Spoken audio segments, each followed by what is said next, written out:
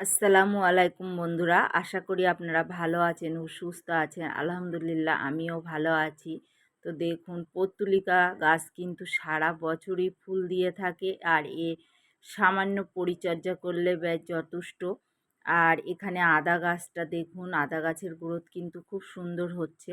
আর আদা গাছ আমি বসিয়েছিলাম কিচেন কম্পোস্ট দিয়ে। আর এখানে দেখুন, বুগেনভেলিয়া গাছ বেশ টুকিটাকি ফুল দিয়েই যাচ্ছে। তবে এবারে এই গাছগুলো রিপোর্ট করে কাটাই ছাঁটাই করে দেব, আর একেবারে বনসাই লুক কিন্তু করে দিতে হবে। আর এদিকে লঙ্কা গাছগুলো বেশ বড় হয়ে গেছে।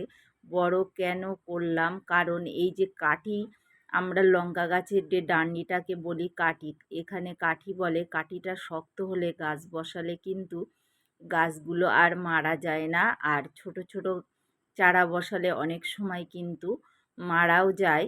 আর এইগুলো কিন্তু কোনো অসুবিধা হয় না। আর এদিকে যে পালং শাক আর লাল শাক বসিয়েছিলাম, তো দেখুন খুব সুন্দর হয়েছে। ঘাসগুলো কিন্তু সময়ে অবশ্যই পরিষ্কার করে দিতে হবে।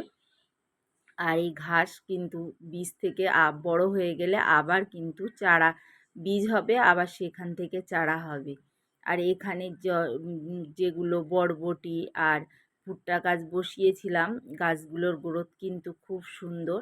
তবে দুটো করে ভুট্টা গাছ একটা 12 ইঞ্চি গ্রো ব্যাগে বসালে খুব সুন্দর হয়।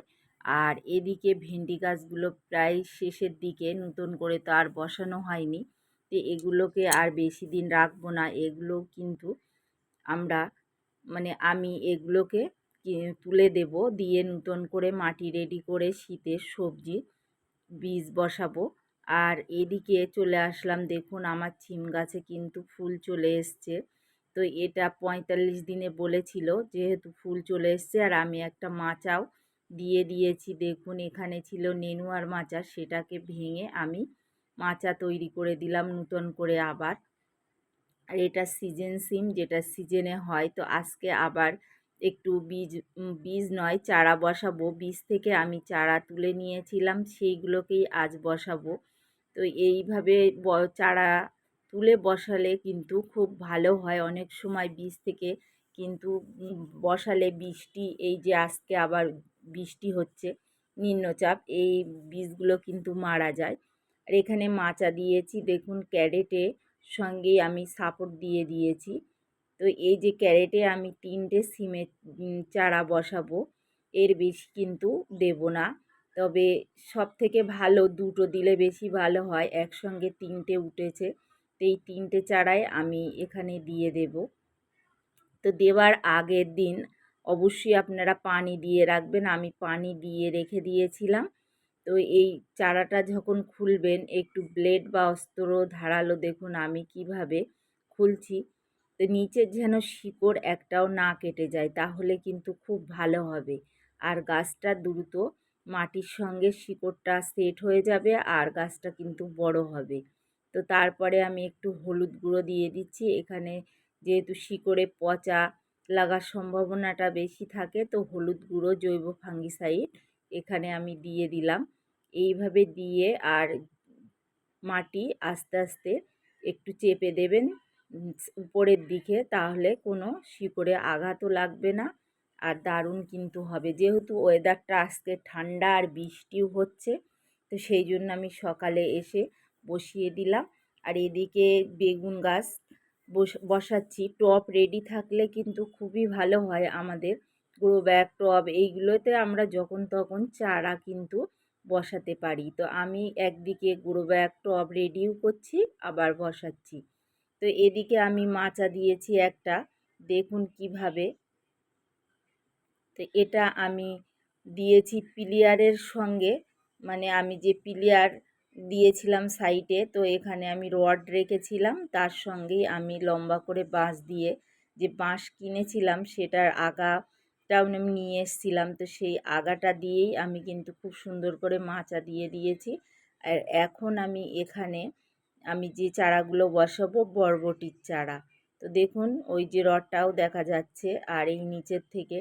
তো এখানেও আমি পানি দিয়ে রেখে দিয়েছিলাম, খুঁড়ে নেব। খুঁড়ে নিয়ে ঠিক সিম গাছ যেমনভাবেই বসিয়েছি হলুদ গুঁড়ো দিয়ে আমি কিন্তু এখানে বসিয়ে দেব। তবে বরবটির চারা আমি বসাবো এখানে 8টা করে চারা আমি বসিয়ে দেব। এক একটাতে 3টে 4টে করে চারা উঠেছে।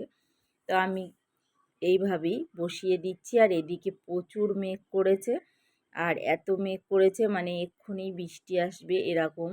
তো এখানে আমি দেখুন সবগুলো বসিয়ে দিয়েছি। ছোট ক্যারেটে আমি বেশি দিইনি, 6টা করে 5টা করে দিয়েছি। আর এদিকে এলাচ গাছ বসিয়েছিলাম, আপনাদেরকে দেখিয়েছিলাম। তো এলাচ গাছ দেখুন পাশ দিয়ে কিন্তু আবার এলাচের গাছ বার হচ্ছে।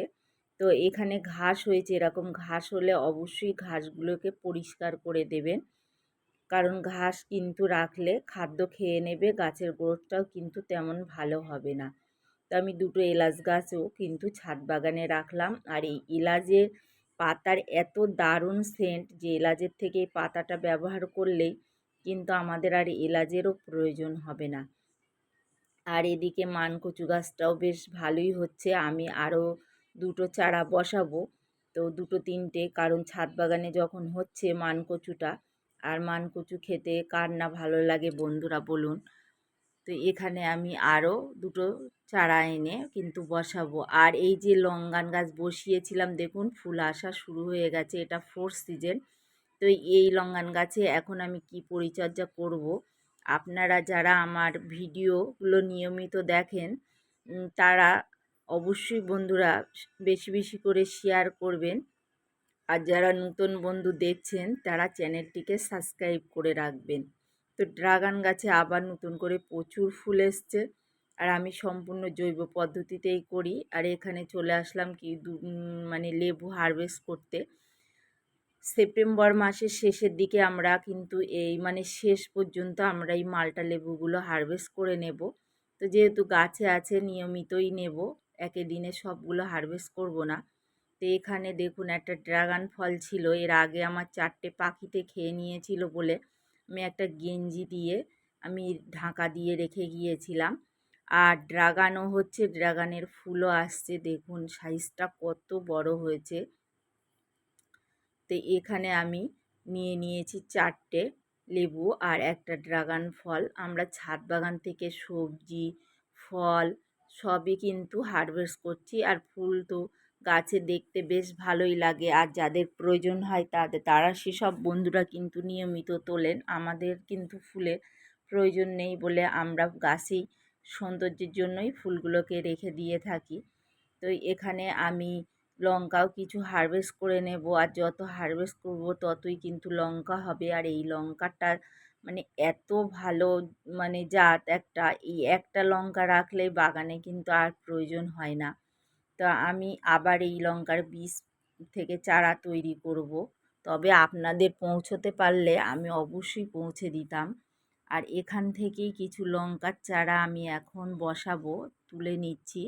আপনারা যারা লঙ্কার চারা বসাবেন আমি বলবো একটু বড় করে তারপরে বসাবেন, দেখবেন খুব সুন্দর হবে। আমি ডাইরেক্ট কিন্তু 12 ইঞ্চি গ্রো ব্যাগে একটা করেই বসিয়ে দেব, কারণ এই লঙ্কা যত জায়গা পাবে তত কিন্তু বড় হবে। ছোট পাত্র দিলে মাটিটাও কম থাকে আর জায়গাটা কম থাকে, তখন কিন্তু গাছগুলো বড় হয় না।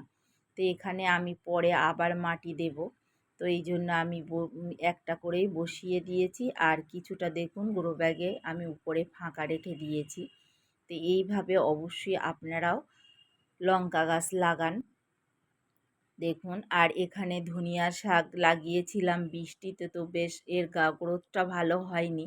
তো আমি এখান থেকে কিছুটা ধনিয়া শাক উঠিয়ে নিচ্ছি, তবে আমি মানে এই ধনিয়া শাকে কোনো ফুল পচা তরল সার বা কিছুই দিইনি, যে মাটিটা তৈরি করেছিলাম সেই মাটিতেই বসিয়েছিলাম। আর কিছুটা ভেন্ডি আছে নিয়ে নিচ্ছি। ভিডিওটি শেষ পর্যন্ত দেখার জন্য অসংখ্য ধন্যবাদ।